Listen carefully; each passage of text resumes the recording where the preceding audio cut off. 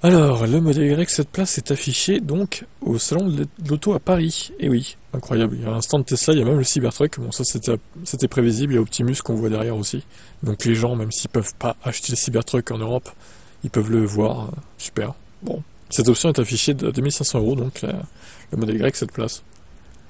Bon alors, pour transporter des enfants, il précise bien, hein. Pour aller plus grand, ça sera compliqué, autant au niveau de la place, au genou qu'à la tête, sans parler de l'accès rapidement compliqué, nécessitant de perdre une grande part de sa dignité quand on est un adulte. Tu m'étonnes. Ah ouais, c'est minuscule, hein. Ah si après t'as une famille nombreuse avec des jeunes enfants en bas âge, oui, ça peut être une solution. Avec ces deux sièges supplémentaires abattables, formant une épaisseur supplémentaire, il lui faudra faire le deuil d'un peu de volume de coffre de 100 litres. Mais ce n'est pas vraiment une catastrophe quand on parle de 850 litres, sans compter le fringue de 117 litres. En config cette place, il restera encore 363 litres derrière la troisième rangée de sièges. Ce qui est pas mal quand même.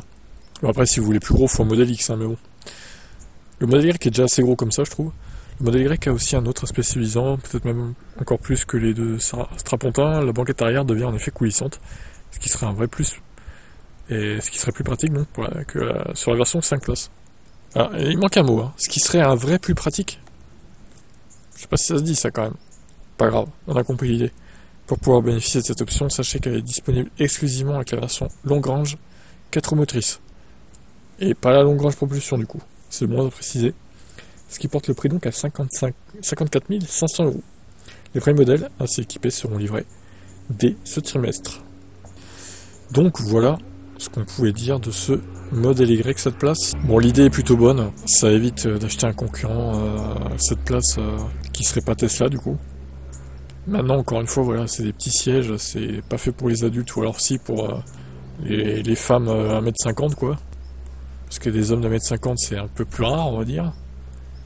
Mais bon, en vrai, ça mérite d'exister. Après, est-ce que ça vaut 2500 € en plus? Ça, je vous laisse me dire en commentaire. Mais ça me paraît pas scandaleux ce prix, sachant qu'un modèle X ça coûte bien plus que 2500 € de plus, hein. Allez, ciao.